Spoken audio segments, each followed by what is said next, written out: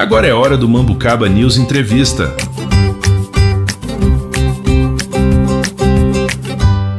Agora sim, ao vivo, estou recebendo aqui no estúdio da Rota do Sol FM, doutora Roberta Nunes, psicóloga clínica. Doutora Roberta, na nossa série Mulheres que Fazem, a doutora Roberta aceitou gentilmente o nosso convite para a gente falar desse tema, né, psicologia, que a gente tem bastante, né, a gente conversava em off aqui, né, doutora Roberta, sobre muitos temas que a gente tem realmente para poder bater esse papo. Obrigado mais uma vez por ter aceito o convite. Obrigada a você, Rogério, e parabéns pela iniciativa, né? É um quadro muito importante, fico muito feliz de estar aqui nessa manhã. E a psicologia é isso, gente. A psicologia é um universo, né, de comportamento humano, então a gente tem muita coisa para conversar sobre isso. Bacana. Então, só relembrando, doutora Roberta é psicóloga clínica, a gente depois vai passar o endereço dela, redes sociais, o que ela puder passar aqui. O telefone ela não vai passar, porque o telefone o pessoal abusa, mas vocês localizam ela pelas redes sociais dela.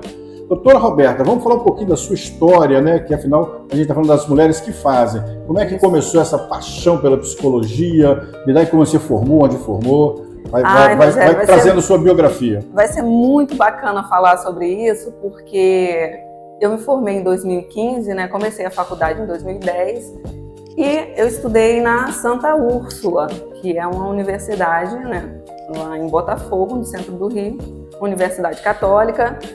E eu sou daquela época onde os estudantes aqui da região iam no ônibus da eletronuclear, a gente ia e voltava todo dia. Cheguei a cursar anteriormente até o 6º período de serviço social, e aí passei para psicologia com uma bolsa integral, e aí fui atrás do meu sonho, que era fazer psicologia. Eu fazia essa rotina todos os dias. Acredito que vai ter muita gente aqui da região que vai se identificar com essa época, né? E trabalhava também. Já era concursada da Prefeitura de Angra, trabalhava no posto de saúde na época. Então foi uma época assim, de muita dedicação aí para conseguir me formar, né? Depois eu fiz uma pós em terapias cognitivas comportamentais, que é a linha terapêutica que eu atendo hoje, a TCC, né? E acho que foi por aí um pouquinho a minha história aqui, se mistura um pouco com a história do bairro. Do bairro, né?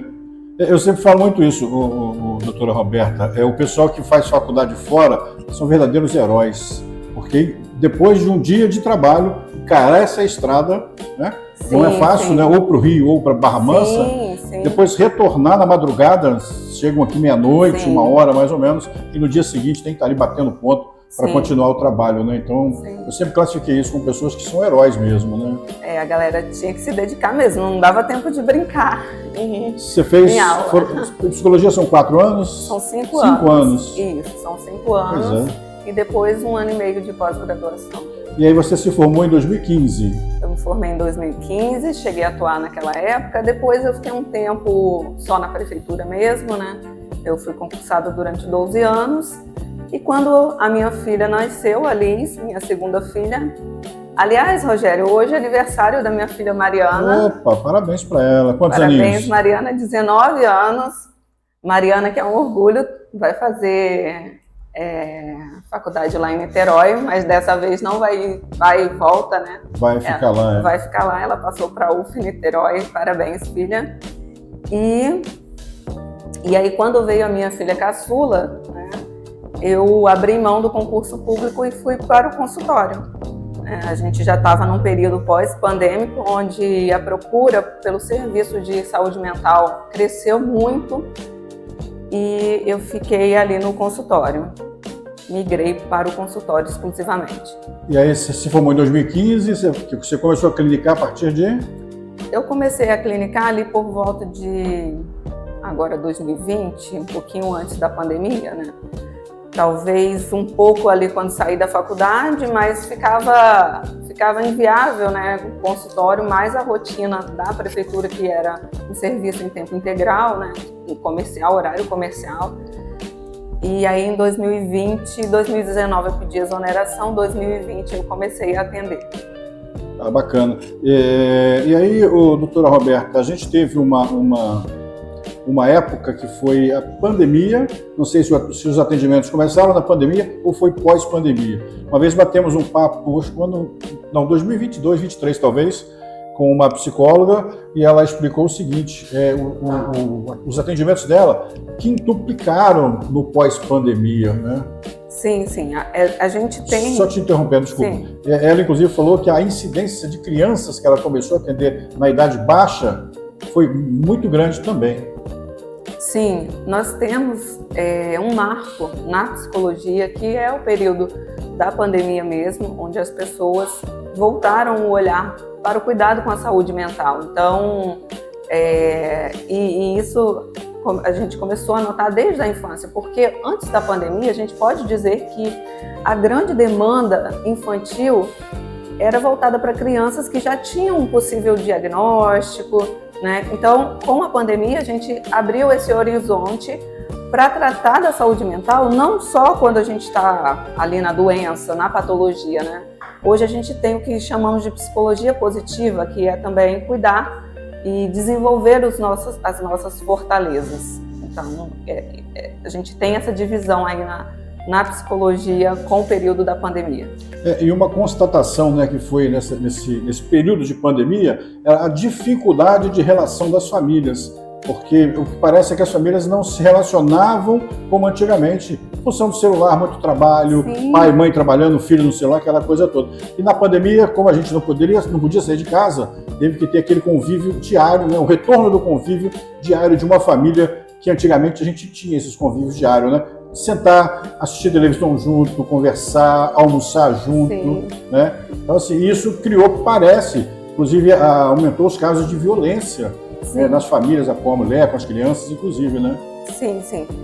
A gente teve uma remodulação, vamos dizer assim, da forma que a gente vive, né? Com a forma que a gente obtém informação, a forma que nos alimentamos, né? Cresceu número de iFoods após a pandemia, tempo de tela, convívio familiar, embora tenha, né, subido os números aí de alguns casos, né, como você falou, de briga entre as famílias, mas a gente também tem pontos que foram positivos. Claro que a gente tem vários gatilhos quando se fala de pandemia, e aí eu já peço desculpa para as pessoas que sofreram nesse período, mas hoje a gente escuta pessoas que falam assim, poxa, na pandemia a gente conseguia se reunir, na pandemia a gente tinha mais tempo para fazer um hobby, uma atividade física, né? Aqui, inclusive, na nossa região, eu lembro que durante a pandemia muitas pessoas passaram a pedalar, passaram a praticar atividade física, que foi um movimento muito bacana, muita gente continua até hoje. Nós chegamos a ter um grupo, eu participei, né, junto com a Elaine e várias pessoas de um grupo, nós chegamos a ter 150 pessoas. Caramba. Nesse grupo, que era o Mambo Pedal, é isso, Elaine? Mambo Pedal. Que legal!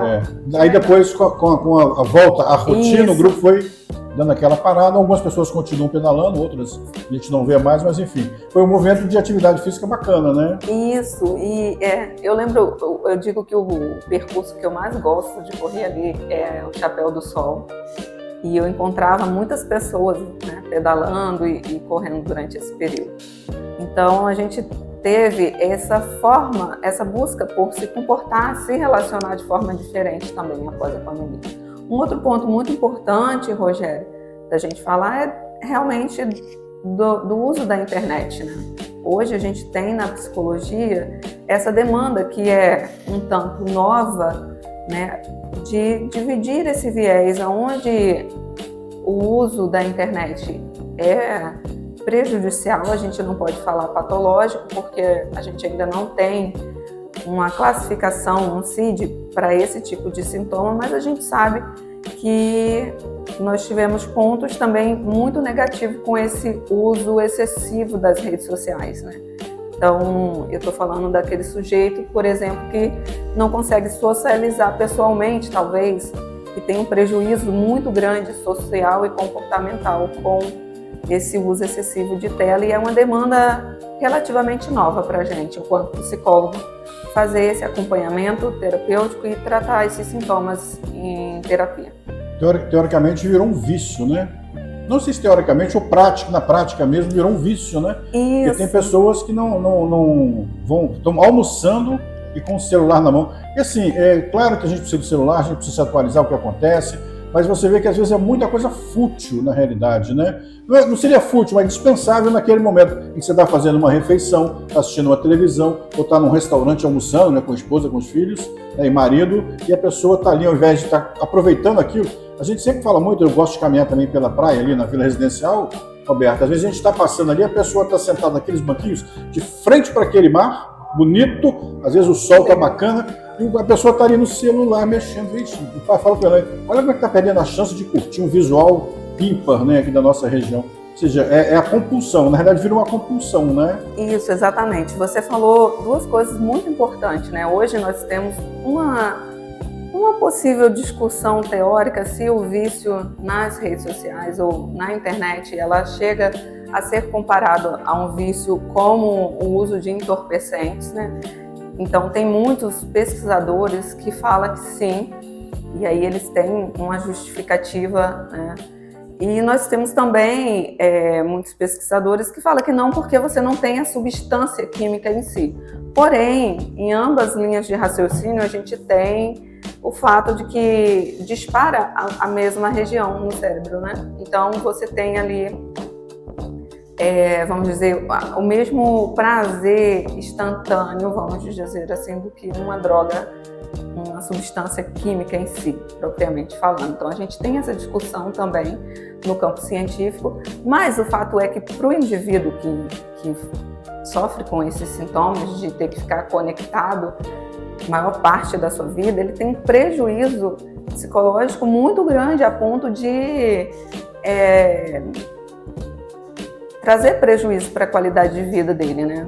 E aí a gente está falando de pessoas que, como eu falei, não é só o tempo de tela que determina. Isso é muito importante falar, porque se a gente for falar, a gente também está aqui conectado. Então, a internet por si só, ela não é esse vilão. Não é só o tempo de tela, é o prejuízo que isso causa no sujeito. Ou seja, o sujeito deixa de se relacionar pessoalmente, evita discussões presenciais, sofre por ansiedade quando não está conectado, né? Tipo, nossa, o que está acontecendo no mundo que eu não estou sabendo? Então, a gente tem outros sintomas para classificar quando esse uso excessivo, vamos dizer assim, precisa ter uma atenção psicológica. Hoje existem dados mais concretos sobre isso? Quem usa, quem não usa, se é a faixa etária, se é idoso, é criança, é mais mulher, mais homem, classe social, né? A diferença de nível social, já existe dados mais palpáveis sobre isso? Existe, Rogério, existe, e assim, que eu vou saber te informar, porque eu vi recentemente, né? Eu não sei se criança ou se adultos, mas o que eu posso te informar é que o Brasil é o segundo que mais consome redes sociais. Eu não estou falando de internet para trabalho, para isso, estou falando de redes sociais. Redes sociais, Isso, nós somos o segundo em torno de 9 horas por dia. Então, de média, né? Na realidade, média. Isso é média, né? Isso, uma média. Tem gente que vai mais, tem gente que vai menos. Exatamente, uma média de 9 horas por dia. Isso é um número absurdo. 9 horas é muita coisa, né? Então, assim... Um terço do dia, praticamente. Exatamente, né? Então... Mais de um terço, na realidade, né? Um terço seria 8 horas. Sim.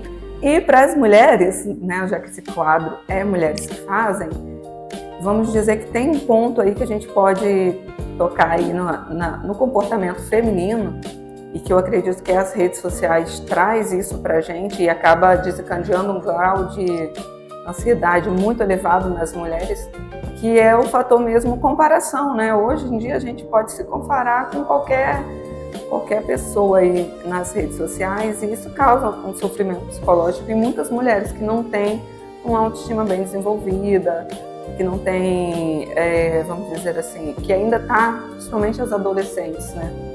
É muito engraçado a gente falar em adolescentes, porque os meninos, na faixa etária da adolescência, ali dos 12 anos, eles são mais ligados nos jogos, né? Quando a gente fala de internet, os meninos vão para os jogos, as meninas vão para a rede social. Isso tem uma explicação muito bacana, se a gente olhar os meninos como essa parte mesmo de ter o desafio do jogo, né? Ter que vencer, E as meninas já têm a parte de socialização, aí é onde entra o fator comparação. e por isso a gente tem muitos casos na adolescência, onde as redes sociais acabam prejudicando esse desenvolvimento. Você falou aí nas mulheres, né? A gente está no meio das mulheres, Sim. O programa é Mulheres que Fazem. Recentemente teve essa lei da misoginia, você até conversava com a gente em off, né? Fala um pouquinho do que a gente pode passar para as mulheres que estão nos ouvindo. Sim, a gente estava falando sobre isso, né? Até para saber onde que divide, onde que é esse viés que vai dividir o que é crime, vamos dizer assim, do que é dito comum, né? Do que é comum falar para se comunicar, né? Na comunicação. Nós temos muitos vícios de linguagem, nós temos muitas gírias que podemos dizer assim, como que eu vou lidar com isso a partir de agora, né? Mas é importante a gente falar, né, que a misoginia, como você falou, ela pode ser de homem para mulheres, de mulher para mulher, porque não é colocar um gênero contra o outro. E eu vejo que muitas mulheres interpretam dessa maneira. Embora a gente sabe que a maior parte, né, é de homens para mulheres, mas é importante a gente ressaltar, até porque hoje nós temos um número crescente de relacionamento de mulher com mulher, então é importante a gente ressaltar que essa lei também vai defender esses grupos sociais, né? É uma lei nova, foi aprovada recentemente. É uma lei para todas as mulheres que se sentem, isso, né, ofendidas de alguma maneira, né, independente de quem venha a ofensa. Isso. Né? E o que a gente estava falando aqui é algo muito interessante, né? Quem sabe as leis que já existem, que já estão em vigor, se elas pudessem funcionar de uma forma mais eficaz e ter uma educação mesmo na sociedade, para que a gente pudesse respeitar mais as mulheres, sem ter que eventualmente estar criando leis e leis e leis novas, né? Não que isso não seja importante, mas fazer valer as leis que já existem, né? Para quem não sabe, a misoginia é uma lei que vai defender as mulheres das falas ofensivas e de menosprezar ou diminuir aquela mulher simplesmente pelo fato dela ser do sexo ou do gênero feminino, né? Acredito que a grande influência dos Red Pills, ultimamente, como a gente tem visto, tenha influenciado, né, na criação e na decisão dessa lei. Bacana. E você acha que ela veio para melhorar ou ela vai trazer muitos conflitos, muitas dúvidas interpretativas? Porque, pelo que a gente pôde acompanhar da lei, ela vai permitir várias interpretações, né? Olha, Elane, ele me colocando na sinuca de bico. Não, então eu te ajudo, não quero te colocar em sinuca de bico. Não, vamos lá, gente. Nosso papel também é trazer pontos de reflexão para a sociedade, né? Então, é uma lei muito nova, assim, não tem como a gente bater o martelo de um lado ou de outro, a gente torce para que dê certo. Mas é claro que a gente sabe que pode ter pontos, isso vai depender muito da interpretação de cada juiz ou, né, de cada jurista nesse sentido. É uma lei que vai dar abertura, né, para muitas interpretações, isso fica muito vago. Eu não li a lei, para ser bem sincera, eu não li o que está escrito lá, então talvez eu não possa falar com tanta propriedade, mas acredito que é uma lei que abre para muitas interpretações. Porém, pode servir, sim, de uma medida de socioeducação, né? Eu acredito e quero acreditar que essa lei vai valer aí para a gente se socioeducar. A gente tem que partir do princípio, né, doutora Roberta, que as leis que são criadas, elas são para proteger, no caso aí, por exemplo, as mulheres, né?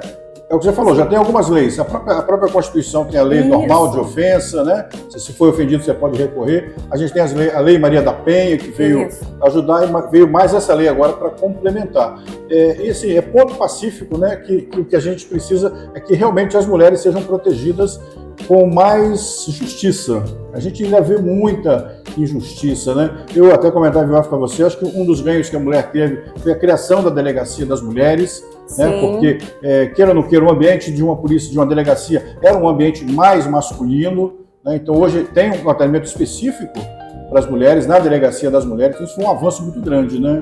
Sim, Rogério, é importante porque se a gente olhar, a gente ainda tem um índice de 4 a 5 mulheres assassinadas por dia no Brasil. É um dado muito grande, né? Eu estava vendo isso ontem e eu fiquei bem chocada, porque eu não sabia que era tão alto.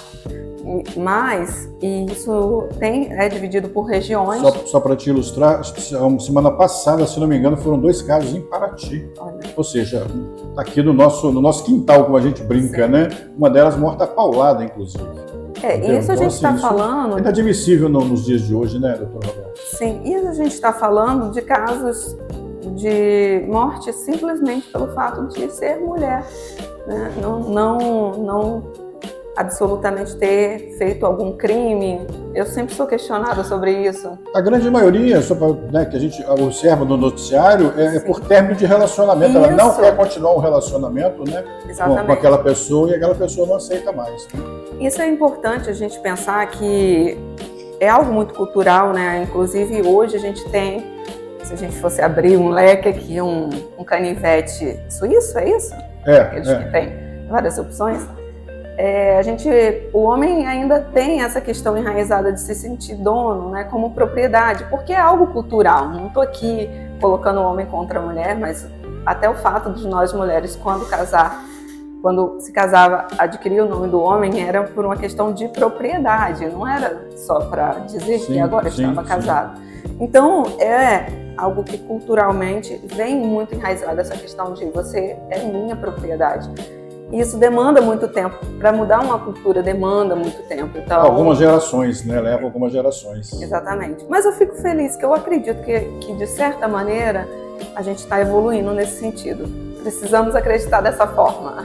Não, mas eu acho, assim, se você pegar início do século para cá, evoluiu absurdamente, né? As mulheres não tinham direito a quase nada. Nada. Né? Sim. Hoje tem direito a tudo. Exatamente. Embora a gente ainda receba menos que vocês, e eu acho isso uma injustiça. essa equiparação precisa acontecer. Porque às vezes não é nem julgamento, não é nem balizamento de competência, que às vezes a mulher é até mais competente do que o homem. Mas é o fato de ser mulher, aquela coisa toda. Sim. E entra a parte cultural, né? Sabe, Rogério, que eu vi um estudo essa semana muito interessante. Ele saiu na Folha de São Paulo.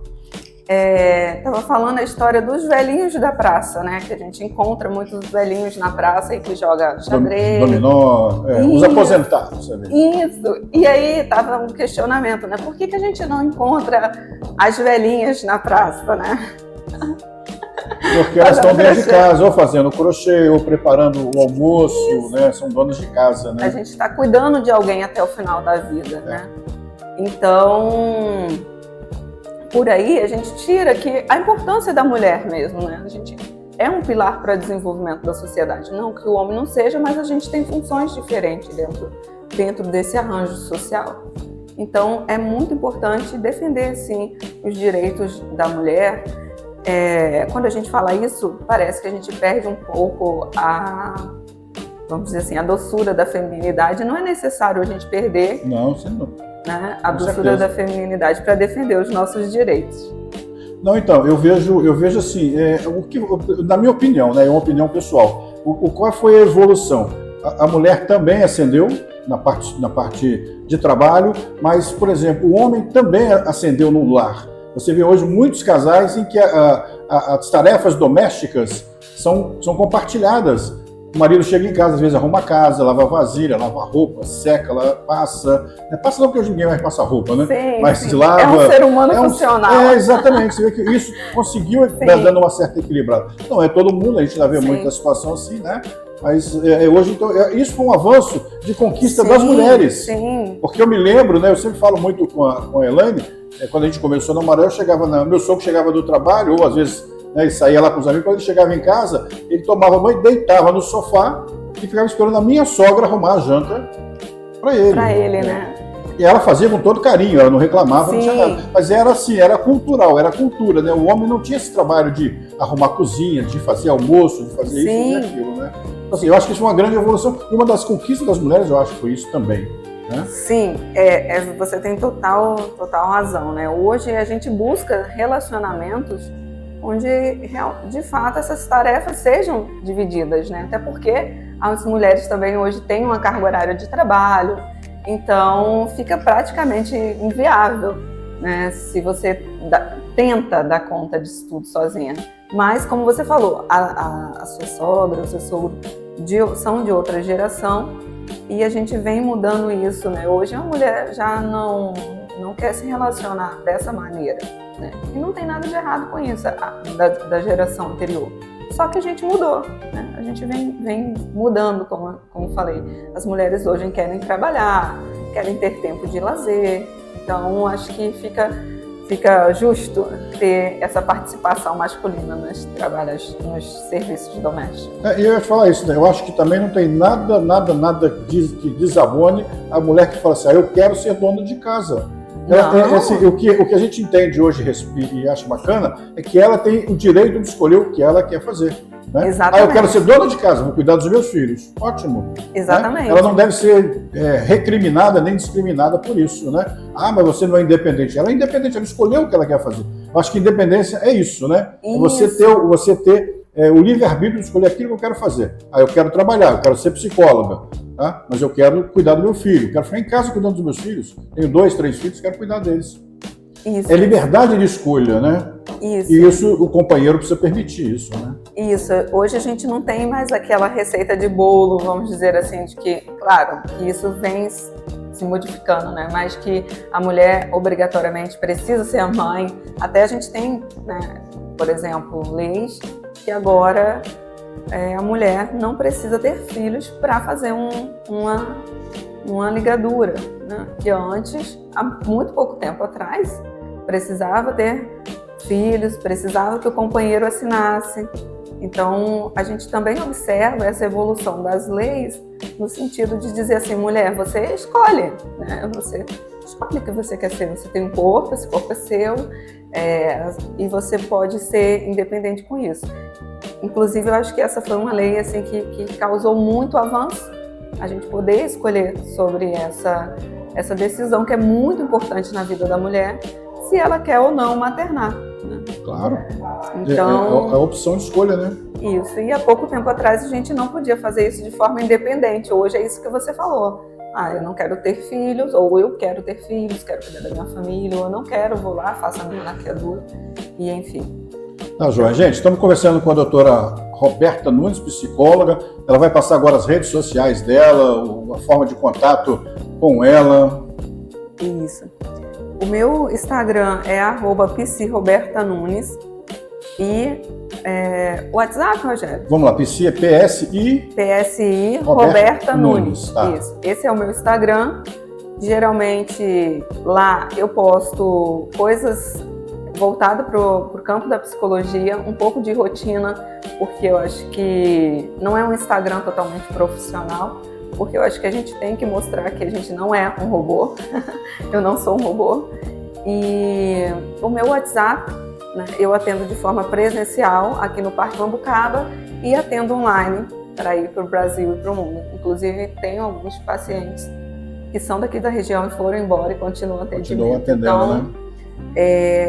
Na rede social tem o seu telefone, né? Tem. A pessoa consegue fazer o contato com você. Isso. Lá no meu Instagram tem o meu telefone, o meu WhatsApp. E a gente consegue estar fazendo isso. Importante falar que eu não atendo crianças, porque tem uma demanda alta de crianças. Eu tenho amigas incríveis que atendem criança, porque eu entendo isso como parte da minha responsabilidade, né, profissional, de saber, né, quem eu acredito ter capacidade para atender. No sentido de que criança tem um atendimento diferenciado, tem uma parte mais lúdica, você tem que ter um ambiente mais lúdico.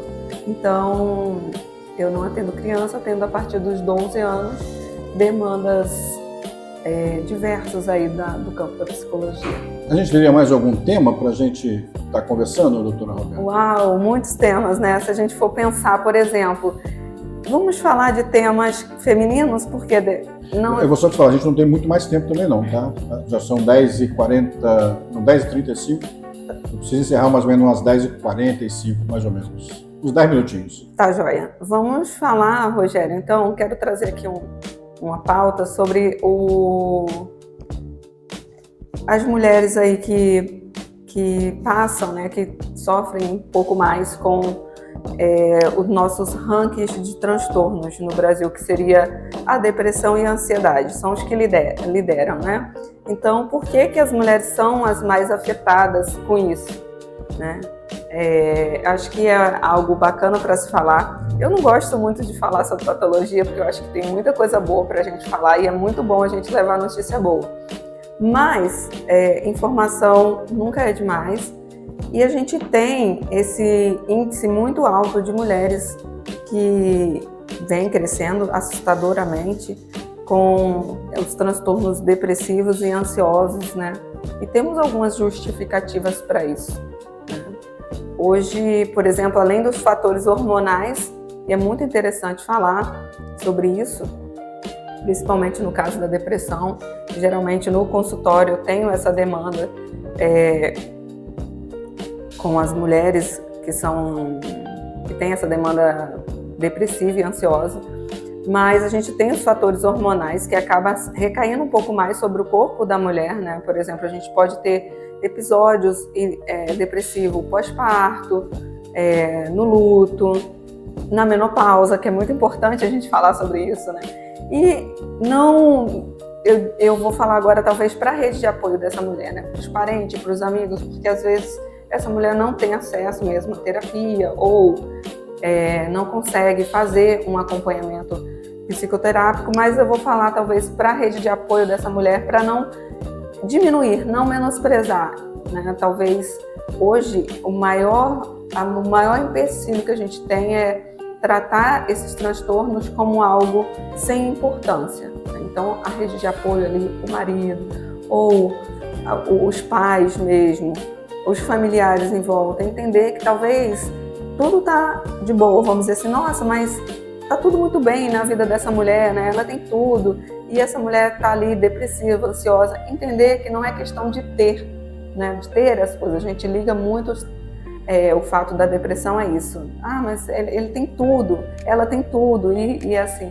Não, de repente essa mulher tá passando por alguma mudança hormonal, né? Alguma baixa hormonal, ou mesmo uma transição, um período de crise de identidade. Então, nesse mês das mulheres, eu gostaria de deixar esse alerta para a saúde mental das mulheres, para elas não negligenciarem os sintomas, achando que é bobeira, né? Então, sempre está aí recorrendo e procurando uma ajuda profissional e buscando informação sobre isso. Tá joia. Roberta, eu queria te agradecer muito, a gente tem muito tema para falar, né? Muito. A doutora Roberta vai voltar aqui mais de uma vez para a gente bater um papo, né? Quem sabe fazer até alguma coisa semanal, porque assim, são muitos temas, né, Roberta? Doutora Roberta?